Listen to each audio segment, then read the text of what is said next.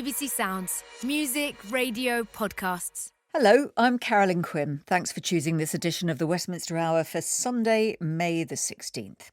Step 3 into freedom. Out of the wind and rain and into nice, warm, dry pubs, restaurants, theatres, cinemas. Maybe even fly abroad, although the choice is limited, admittedly. But whatever you do, whoever you hug, do it carefully and cautiously. That is the message from the government, with the lingering warning that Indian variant could still knock out plans for any further lifting of restrictions. We're talking about that, plus levelling up and the challenge for Labour as another by-election approaches. Plus, former Treasury Permanent Secretary, now crossbench peer Terry Burns outlines his plans for reducing the number of peers in the upper house. There should be a set size for that legislature, and it should not be simply in the power of the Prime Minister to increase it at will. Let's meet my Westminster Hour panel this evening. They are Gillian Keegan, Apprenticeship and Skills Minister. She is the MP for Chichester. Emma Lewelbuck is Labour MP for South Shields, first elected in a by-election in 2013. Henry Murison is Director of the Northern Powerhouse Partnership. He's also a former Labour councillor. And also with us is George Parker, Political Editor of the Financial Times, guiding us through the week ahead. Welcome to all of you. And as we know, the government is committed to going ahead with tomorrow's next stage of the big unlocking, but that variant is lurking. Caution is urged. I wonder, to each of you on a personal level, does it make you think about changing any plans you'd made for tomorrow? What about you, Emma? Evening. Carolyn, no, because to be honest, I didn't vote for these current restrictions anyway, so I'm really pleased that they're easing, in particular for our hospitality industry, who've been absolutely battered and treated unfairly throughout this entire pandemic. The science hasn't been followed when it's came to hospitality, and they've had arbitrary curfews imposed on them and been closed longer than any other sector, and millions of jobs have been lost as a result. So I'm looking forward to the easing of restrictions tomorrow. All right. And Gillian, what about you? Will you be doing anything to exercise caution tomorrow? Well, yeah, I mean, I think we all have to exercise caution, but I must say I'm really looking forward to seeing my parents. I mean, anybody who's got family where you basically have to go and stay overnight to see them, we haven't seen them for nearly a year. So I'm really, really looking forward to seeing them. I mean, obviously they've been jabbed and double jabbed as well. But also, as Emma says, you know, businesses have really been preparing. And, you know, looking forward to welcoming us indoors. And after the day we've had today and the weather we've had today, I think we'll all be grateful of that. And also about 2/3 of businesses, as you said in your news article, you know, haven't opened yet. So they're all looking forward to opening. And it is really important. But we do need to proceed with caution and use our common sense. And Henry, what about you? Well, I think like so many people, I live in a place that's been under lots of local restrictions like Bolton here in Bradford. And I think the kind of deprivations of not seeing family, and particularly family who might be some distance away, who don't live in the area, has been, I think, the biggest issue. But I think, like everyone, I'll be taking lots of caution and I think following lots of this advice around fresh air, whether it's outside or in inside.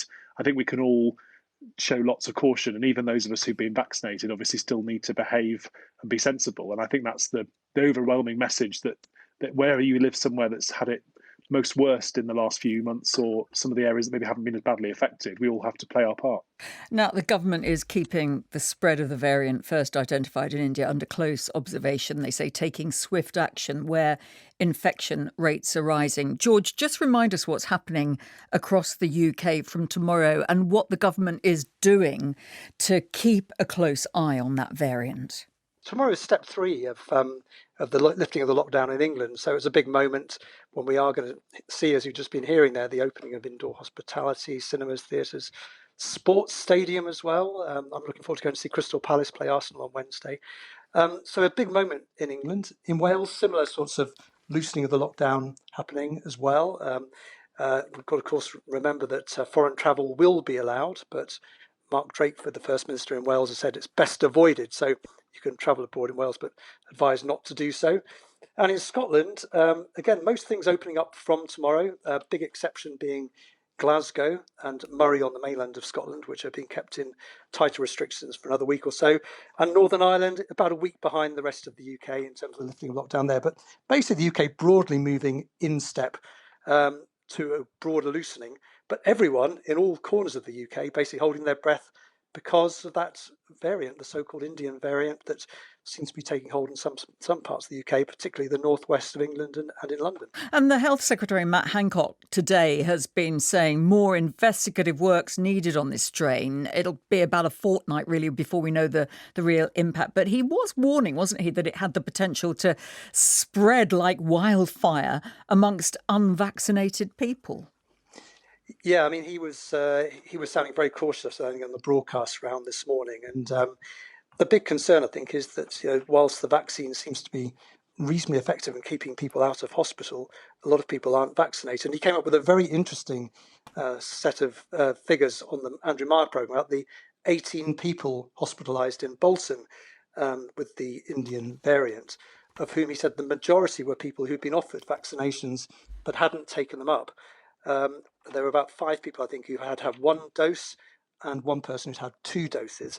But he said that person was very frail in the first instance. So broadly, there's a big push right across the UK to accelerate vaccinations as much as possible and to persuade people who should have been vaccinated or have been offered vaccinations already to go out and get one. Henry, what do you think could be done to ensure wider vaccine take-up then? If Matt Hancock's saying a significant number of people had been eligible for vaccine but had failed to take it, I mean, should mandatory vaccination be considered?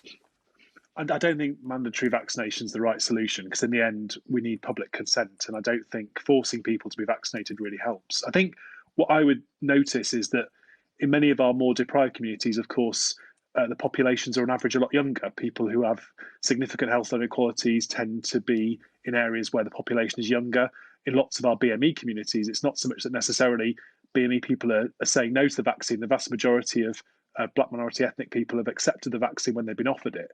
But clearly in those communities that are more diverse, less people have been offered it. And that includes lots of those from more diverse backgrounds. So I think there are some very practical suggestions like going door to door, so going around communities, but obviously that will mean vaccinating people in households who are perhaps younger, not just the older members of families.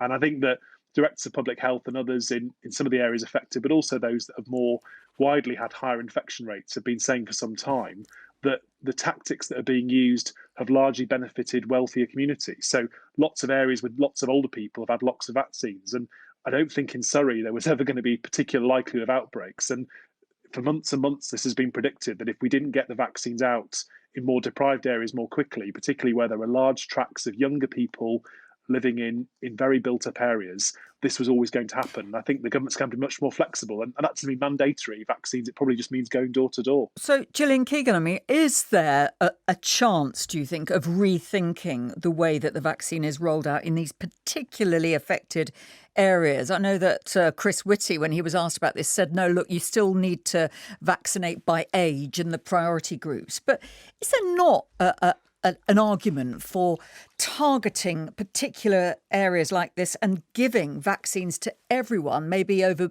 16 or over 18?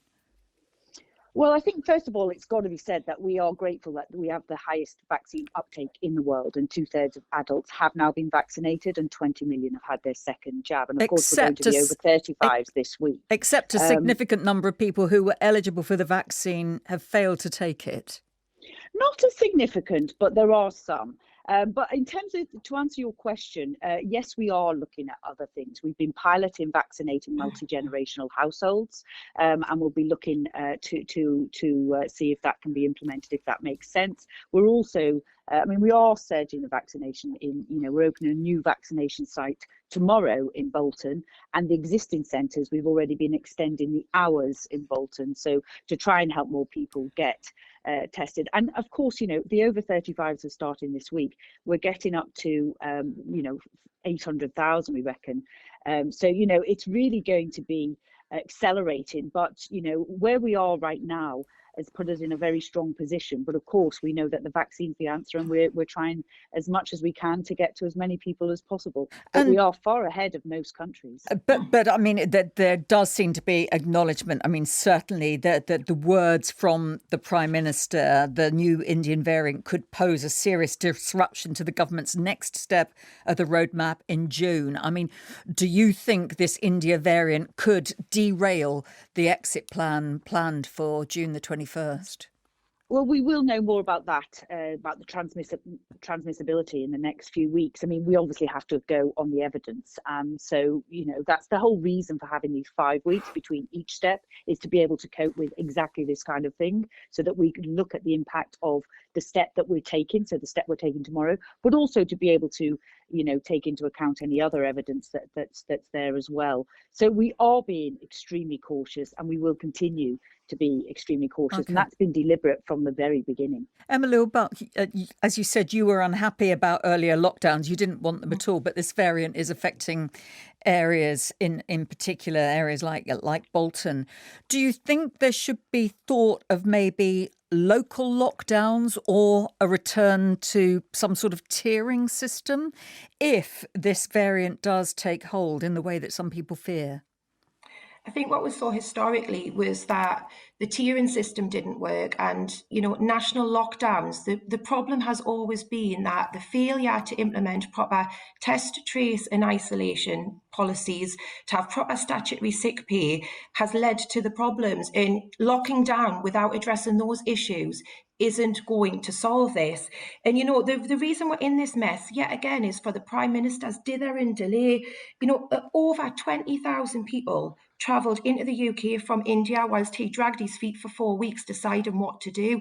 This is on his head, in locking the economy down, locking people in their homes on a repeated cycle is not the answer here. There are other things that we need to do. I think the surge vaccination and the surge testing are good ideas, but again, what you need that accompanied with is a proper test, trace and isolate system with proper statutory sick pay. George Parker, the Prime Minister has committed, hasn't he, to an independent public inquiry into the handling of the pandemic to start in spring 22. But what Emma was just talking about there, do you think one of the questions has to be, why wasn't India placed on the red list of banned countries for travelling back at the beginning of April when other countries like Pakistan and Bangladesh were? Yeah. Well, there have been a lot of questions raised about the government's system at the borders and controls at the borders. And as you say, that decision in early April seemed to be a very curious one at the time, because it was a time when cases were starting to rise very sharply in India. Now, the government would say that the so-called Indian variant at that time hadn't been identified as a variant of concern, and that people arriving from Pakistan and Bangladesh in the UK seem to be showing more cases of COVID than people arriving from India. But nevertheless, alarm bells were ringing, and there was a suspicion aired by the Labour Party that Boris Johnson was keen to go ahead with a planned trade visit to India at the end of April, that he didn't want to upset Narendra Modi, the Indian Prime Minister, and to call off that visit. And that was the reason why they delayed. And of course, in the end, the visit was cancelled anyway.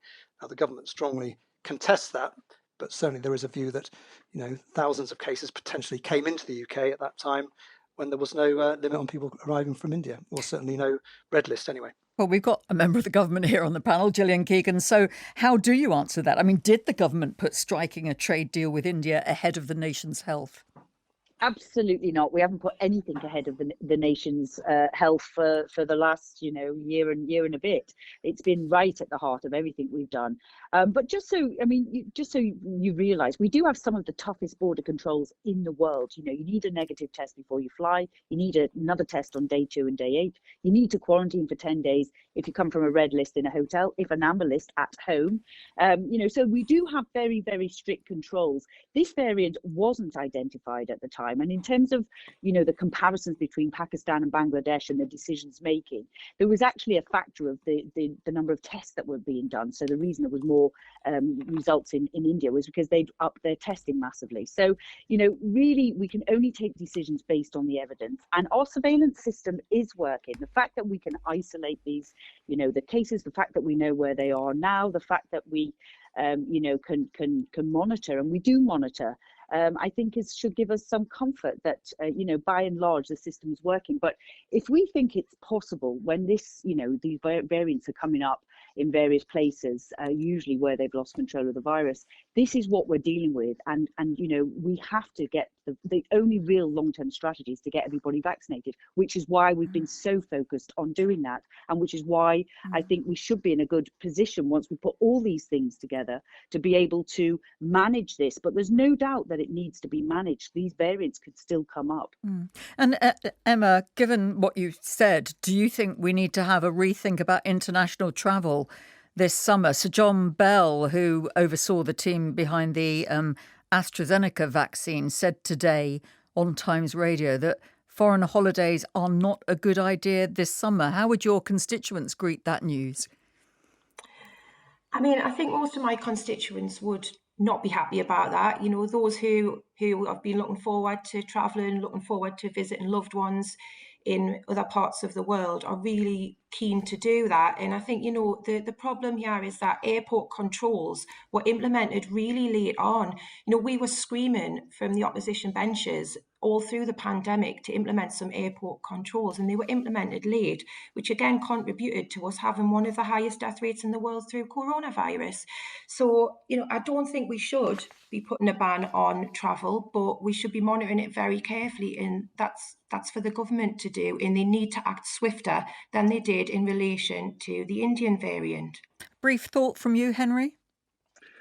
I think the situation in our aviation industry is terrible, right? And I think the challenge is going to be that we can say to people, maybe going on holidays is such a great idea, but we have to realise the huge number of jobs supported in that sector. So I think the government has sent out a lot of mixed messages on this question. It's obviously created a green list with an expectation that more countries will be added.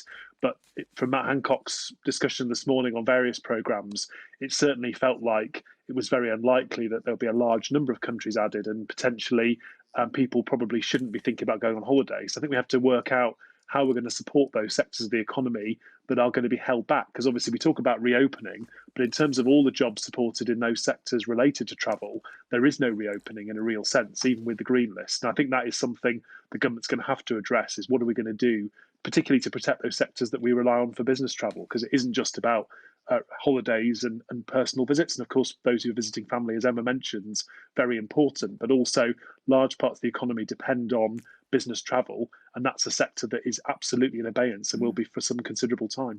And just a quick word with you, Gillian Keegan. It is the case then that there could be consideration of delaying the June 21st opening up. I mean, that is clearly a possibility. You say that we have to wait another couple of weeks to check out the information, but that is a possibility.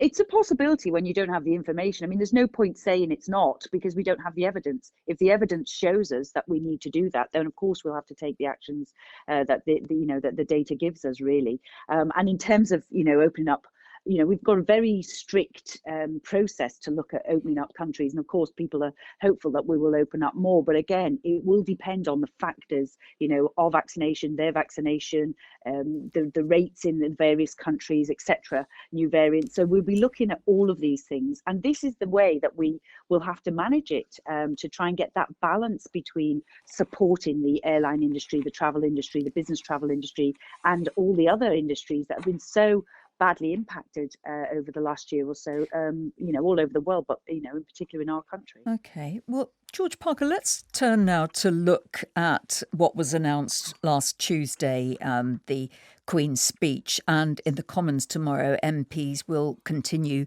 debating those 30 bills that were unveiled. Nothing on social care, of course, much discussed, and an escalating row over planning reforms, with some significant senior Tory names like Theresa May and Damien Green weighing in.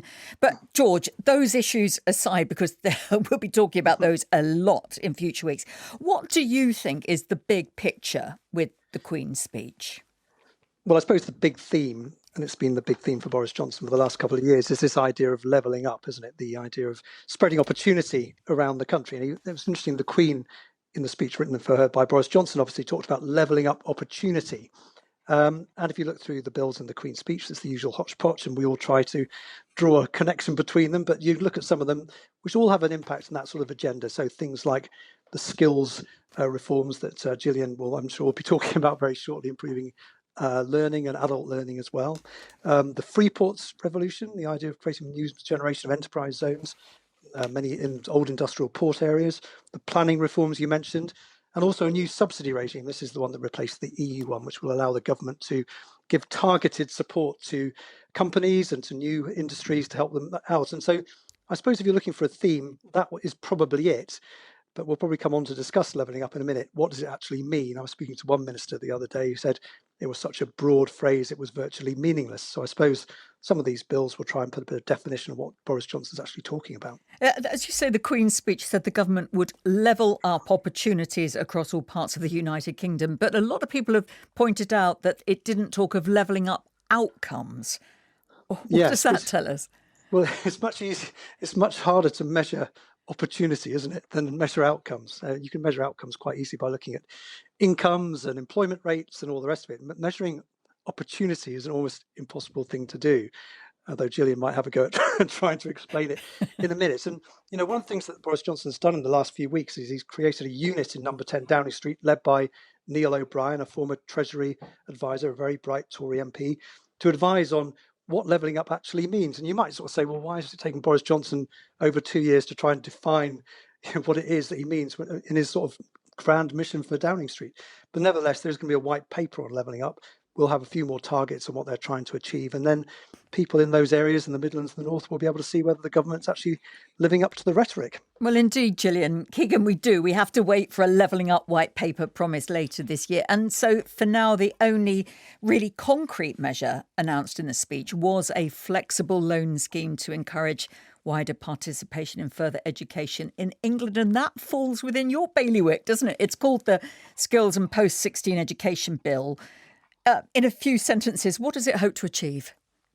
Well, it is going to level up opportunity in terms of skills and skills training, investing in the forgotten 50%, basically like the kids I was at school with. Most of them left my comprehensive school without or with very few qualifications. It's held back their lives for years, and there's many people in that position. So really, the Prime Minister introduced a lifetime skills guarantee, which is to give all adults access to free high value courses. There's over 400 of them, and they're all in areas that are really highly valued by employers. There's also skills boot camps, which are sort of short 12 to 16 weeks in all kinds of things: digital, coding, welding, electricians, loads of different things where we've got, and you know, we're starting all of those now.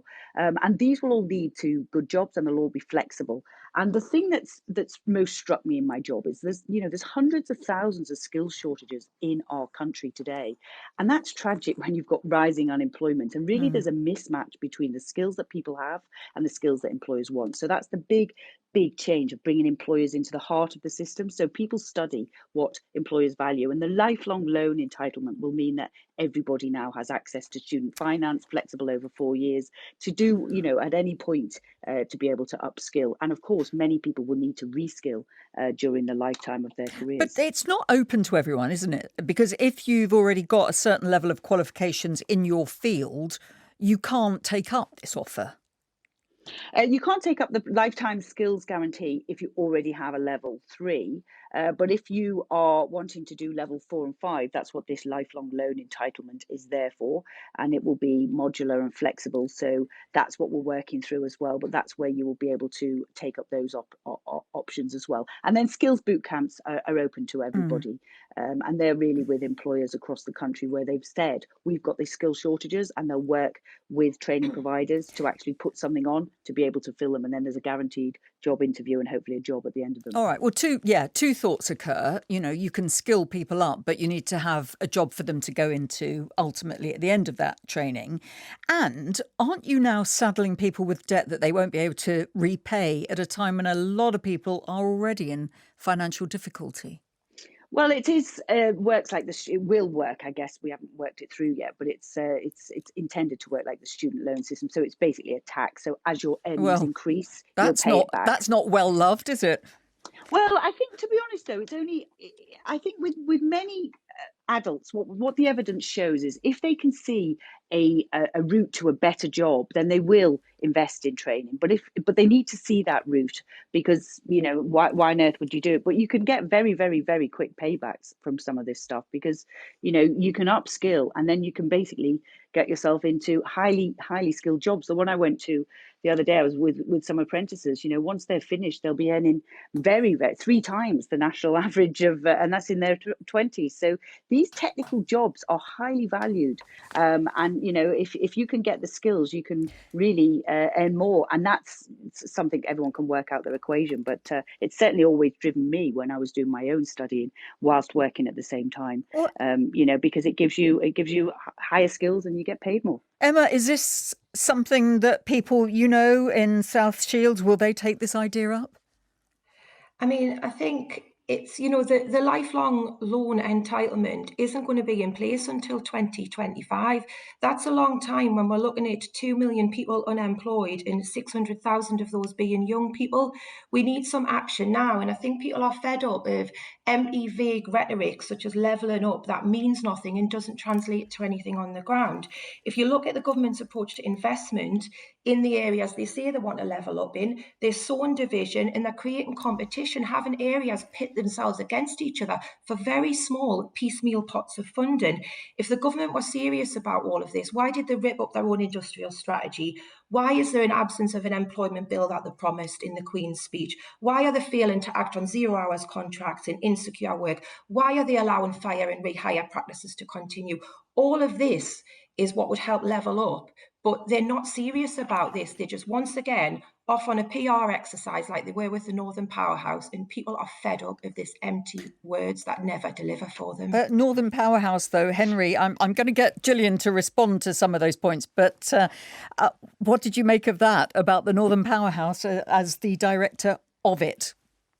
Well, and I think, people are entitled, and obviously there's a political narrative, of course, which is that the then Conservative Chancellor committed to do some things. Of course, Labour politicians are going to be dubious about that. George Osborne, you're talking about? Yeah, of course, our chair. So at the time, and before he was set up, he was obviously in government. What's noticeable, of course, is at the time when George Osborne set up the Northern Powerhouse, Labour politicians in local government were very much prepared to work with him, and there was a kind of joined up agreement between the cities at the time, the city regions, and the then Chancellor to try and make a real impact on regional inequality. I think what's interesting about Neil O'Brien coming back, of course, George mentioned his role now. Neil O'Brien was involved before trying to put that together. And I think what is notable is that there is probably more economic credibility now to some of the government's thinking.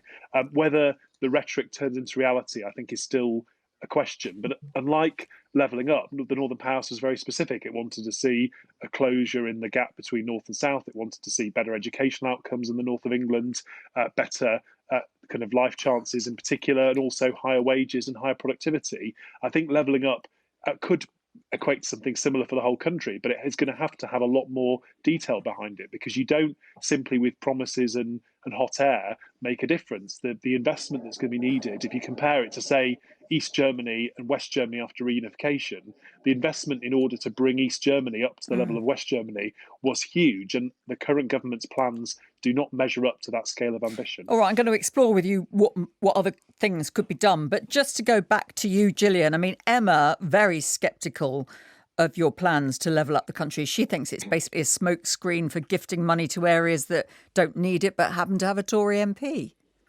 Yeah, over skeptical, I think. First of all, we know we have to deliver. We will be accountable for the results. We know that. In terms of the youth offer, which, Emma very rightly pointed to, we have obviously got to do something immediately, which is why we've got the Kickstart scheme in place, which is where the government pays young people's wages for 6 months. We've got incentives for apprenticeships and traineeships and pre-apprenticeships, and there's a lot of work going on. And we're hoping as we open up our economy that these will really start to really be very evident for lots of young people. So there's a lot of focus there as well. But this is clearly, looking in the sort of the skills bill is obviously looking a bit further out than that. And just one thing that I just wanted to make sure Emma was aware of, which is this fire and rehire, as though, we think that's acceptable. It is unacceptable. And the business department has been working with ACAS to investigate this practice, and they will be communicating their findings shortly on this. So, it isn't true to characterise it as Emma does. It is very much that we are focused on doing the right thing, and we will deliver. I am definitely,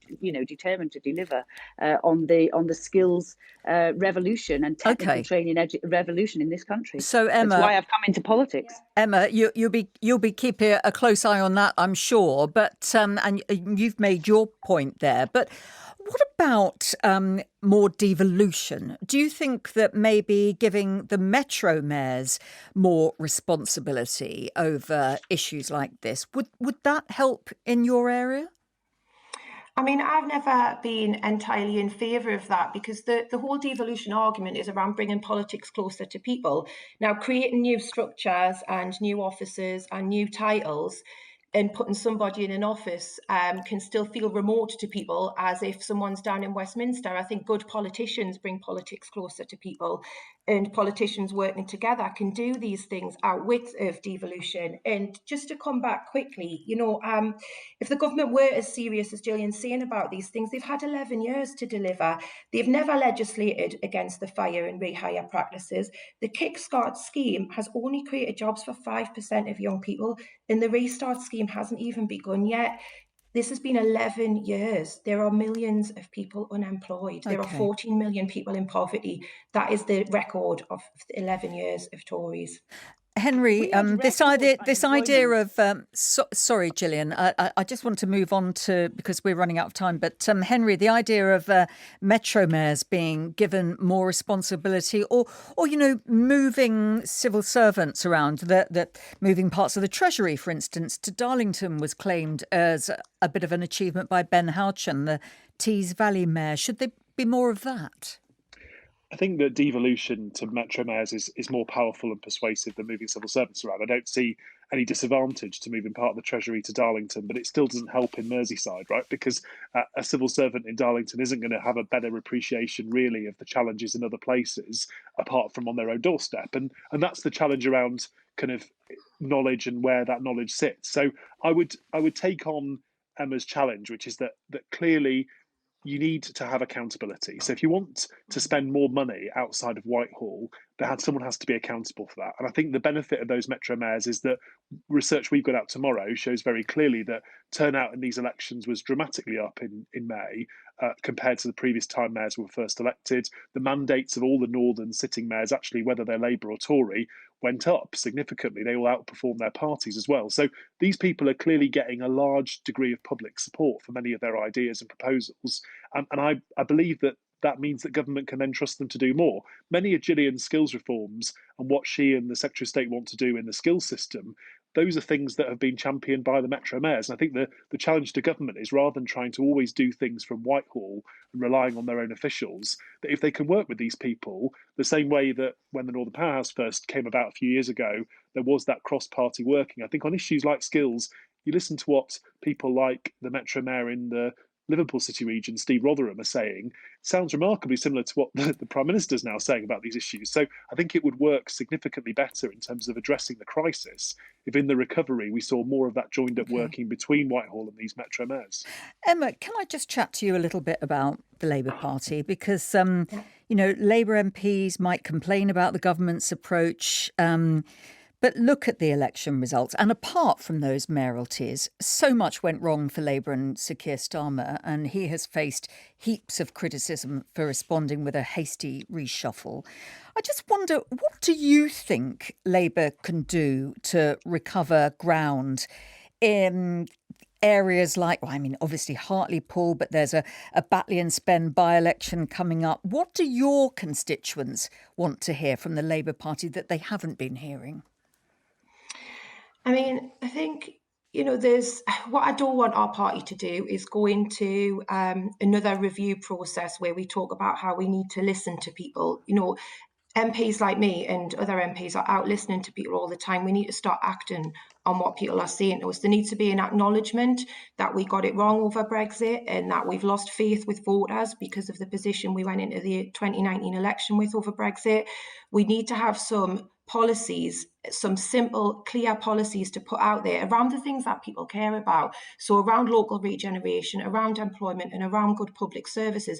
And we need to be speaking those policies in a really clear and simple way. And I think that's what we need to be doing. And we can recover from this, but we can't we can't turn in on ourselves like we always do and start looking back to previous manifestos or when we won elections in the past, because it's not 1997, it's not 2017 or 2019, and we need to start creating some policies that matter to people now and showing them that we can deliver on them. We did when we were in power, and we can do it again. Is Labour in thrall to wokeism, as Tony Blair and others have suggested?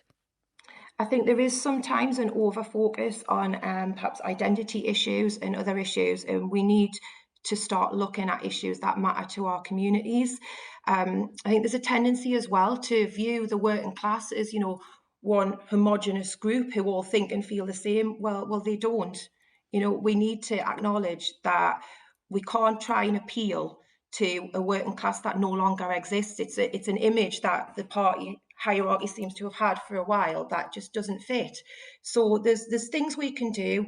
We can deliver for people. We've proved we can in the past. We just need to get some clear policies out there and show people that we have changed, and we are, instead of talking about listening, that we are actually listening. And is Keir Starmer the man to do that? I think, questions around leadership, I've always thought our party's bigger than whoever's leading it. It's a movement, and it's a collective of all the MPs and all of our members. It's never been really, for me, about who's at the top of the party, because the party's always bigger than who the leader is. Well, that's something for Keir Starmer to ponder, I think. Batley and Spen coming up, by-election there, Henry. Do you anticipate the same challenges for Labour as they encountered in Hartlepool? Well, I think, the analysis of the local council election results is what the bookmakers are reading, right? And on local election and mayoral polling day, and certainly in the local elections, Labour were marginally behind the Conservatives. So I think it's going to be a tough battle. I think that what's interesting is how different the seat is. And I think Emma's analysis of the difference in some of Labour's seats, Batley and Spen is not a traditional red wall seat. That typology can be very misleading anyway. It's an old-fashioned kind of 1997 marginal seat, and it includes quite different communities, including some very diverse parts of West Yorkshire that are very different to Hartlepool. In fact, couldn't be more different to Hartlepool in many ways. So I think this will be a very different by-election, and I think certainly the decision of Jo Cox's sister to stand, obviously very much now a public figure in her own right, I think absolutely changes that contest, because Labour, rather than being judged on its national brand, has a very strong potential local candidate who, unlike the candidate who's chosen Hartlepool, has a strong local tie, and that we know in by-elections can make a huge difference. And George, you'll be watching this, of course. How much of a crunch point do you think the Batley and Spen by-election will be for Keir Starmer's leadership? Well, it's a very unwelcome by-election for Keir Starmer coming off the back of those local elections. And I think most people in the Labour Party assume they're going to lose that by-election. They had a majority of 3,500 or so at the last election. The entry into the contest of Jo Cox's sister could change the dynamic, but I think the Tories are very hopeful. And there was quite a telling moment in the Queen's Speech debate where someone asked Boris Johnson what they were going to do with the giant inflatable Boris Johnson that we saw up at Hartlepool. And someone shouted out, well, we're taking it down to Batley and Spen. And I think there's a very, the widespread expectation of Westminster is the Tories will take that seat. If they don't, I think that will be a big moment for Keir Starmer, possibly a turning point. But I think it's a fairly unlikely scenario at this stage. George, a couple of things to look out for this week. A rail white paper on Thursday, a select committee appearance by the Brexit Minister, Lord Frost, talking about the impact of the post-Brexit trade deal he negotiated. That's happening tomorrow. A quick word on both of those, please. Yeah, so we're expecting Grant Shapps to put out a white paper on rail restructuring. This being billed as the biggest shake-up of the rail industry since privatisation in the 90s. We're going to have an arm's-length body which will bring together track and trains, which is sort of to address the idea of the networks being too fragmented. And also, I think we're going to hear a lot more about sort of flexible fare policies, the idea that the railways are going to have to adapt to a more flexible way of working after the pandemic, and people not using season tickets in the same way they used to commute into the office every day. So I think that's going to be one to watch out for on Thursday. And then, as you mentioned, David Frost, who's the former Brexit negotiator, now Boris Johnson's EU minister, will be giving evidence tomorrow and talking a lot about the Northern Ireland Protocol. It's obviously a key part of Boris Johnson's deal, a matter of much controversy in Northern Ireland. Negotiations are going on behind the scenes between Lord Frost and his counterparts in Brussels, Maroš Šefčovič, the European Commission Vice President, to try and find a way of softening the border checks associated with the protocol, which have been fueling a lot of Union Asanga in Northern Ireland. And what you were picking up today very strongly in the newspapers was the warning that something has to be sorted out on this before July the 12th, the anniversary of the Battle of the Boyne and the start of the height of the marching season, the parade season, the bonfires and all the rest of it. So, it'd be interesting to see how that lands in Brussels, this kind of warning that the province is tipped on the edge of civil unrest. So All right. lot of talking to be done. George, thank you. Now, here's a question: what to do with an ever-growing House of Lords? It's been asked many times over the years. Currently, 800 members sit there, including bishops and hereditary peers. But prime ministers, of course, have the power to exercise their patronage by swelling their party's numbers in the upper house using life peerages. Around 1,500 of them have been created this way. Terry, now Lord Burns, is a crossbench peer, was a former permanent secretary to the Treasury. He chairs the Lord Speakers Committee and has been given the task of finding practical ways to reduce the number of members in the upper house. He explained the problem. There is a tendency, of course, for leapfrogging. So when you get a change of government and they find that they don't have as many peers as that they would like in order to get their legislation through, they therefore want to try to make up for it. So you've got the appointments are in the hands of the Prime Minister. You've got the leaving process is either in the hands of the Grim Reaper or, of course, of people who retire. And that's an erratic process. And the idea that you've recommended before and has been backed up by others who've looked at this is maybe reduce the size of the house to 600. Now, how do you achieve that then? If it hasn't happened with a voluntary approach, are you suggesting that there has to be some sort of binding cap? The key thing that is needed is a limit on the total size. So what we are now suggesting is that we really need to get a move on this and get it down to 600 during the course of this Parliament. The best way of doing this would be by a high-level agreement between the major political parties. You could try legislation, but there is no room for legislation. And almost all legislation that is introduced on the subject of the House of Lords ends up being hijacked by people to discuss much wider issues rather than the limited issue that we're dealing with here, which is, given the present method of appointment, given the powers of the House of Lords, how do we make it into an efficient body with a limit on the size? Does it come down to, then, cross-party agreement? You have to get the parties agree to what you're asking for. Do you think that's possible? Well, it's difficult, and it will require strong leadership, and it will require a willingness of government to really engage on this, because people are not going to take part in anything for a significant reduction of the size of the House unless they know that it's going to hold in the future, unless they know that they're going to get their fair share of appointments subsequently, and that we can reach a position which is stable. And it's in everyone's interests in the end. I can't pretend that it would be easy, but there is a feeling that the alternative is even worse, which is that the size continues to increase. You've also got the situation that you still have hereditary peers in the House of Lords. And I mean, the number was brought down to around 90, wasn't it, by the Blair government? But every time one of those, dies, then there's an election to replace them. Can you find some way of maybe removing the hereditaries from the calculation?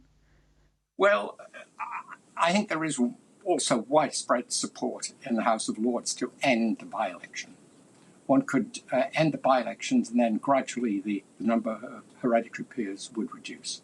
Now, many of them are very good people, and so this is not an issue of whether they are talented or not.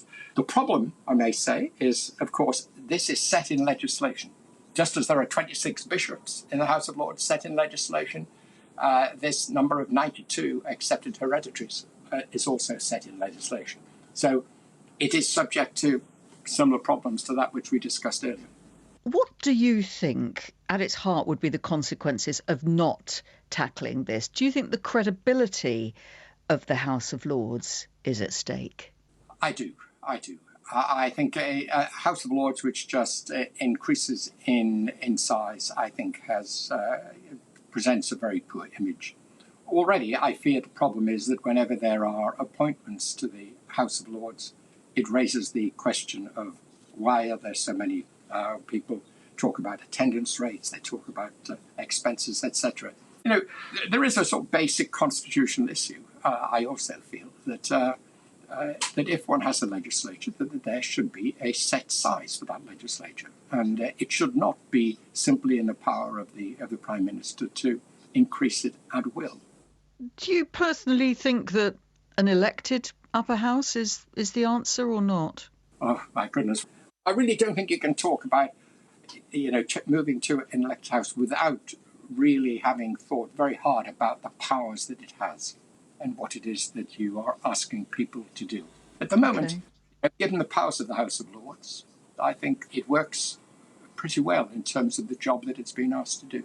Just make it a bit smaller. That's right. And to avoid this impression that it's just a place for the use of patronage. While we got you, Lord Burns, I can't resist asking you this as a former permanent secretary at the Treasury. We've seen the Treasury Select Committee investigating the Greenshill affair this week. Lex Greenshill himself, David Cameron appearing before them. Are you surprised at what you're seeing? Have you been following it? And what have you made of it? I did watch the Select Committee. I think for me, as a former Treasury official, possibly the most comforting part of it actually is the appearance that the Treasury itself operated very effectively during this period in terms of dealing both with the requests that it had and the decisions that it made. But it is quite alarming to see the extent of the lobbying that was taking place. Fortunately, the Treasury seemed to have behaved exceptionally well. The lobbying by David Cameron, I mean, it was quite an embarrassing set of texts that emerged this week, wasn't it? Well, I don't think the writers had ever really contemplated the thought that they might become public. It's a lesson to us all. A lesson to us all, that each time one does these things, one asks, what happens if this sees the light of day? Indeed. That was crossbench peer Lord Burns. Now, a quick word from each of you on that. It's a huge topic, I know. But Gillian, do you think the government can do anything about the size of the Lords? Well, first of all, I just want to say there's a great deal of expertise in the Lords. I've recently been dealing with them on the skills bill, which will be introduced in the House of Lords tomorrow. And there's a great deal of expertise there. And we are committed to reducing the size of the House of Lords. But it is tricky, as Terry said. But also, you do need to refresh the membership as well for many of the reasons he said. Emma, what are your thoughts? I mean, there's been talk of electing the upper house or reducing the numbers. I would like to see a wholly elected chamber so that it's more accountable to the public. But I do believe we do need to keep a second chamber because it needs to act as a check and balance on government, especially when you have governments with large majorities. Wholly elected, though, I mean, you heard there Lord Burns spelling out why that's quite a difficult concept. Oh, I appreciate it's not easy stuff, and I don't know how that would happen, but that's just a preference of mine. And I think, if we can do some work around that and find a way of making that happen, that would be better and more accountable to the public. Yeah, before you were an MP, there were a series of votes in the Commons and MPs couldn't agree on it. It's a really difficult topic. It got very messy, didn't it? It certainly did. And Henry, there was a plan last year, wasn't there? Or maybe it was blue sky thinking to move the House of Lords to York. Was that a good idea?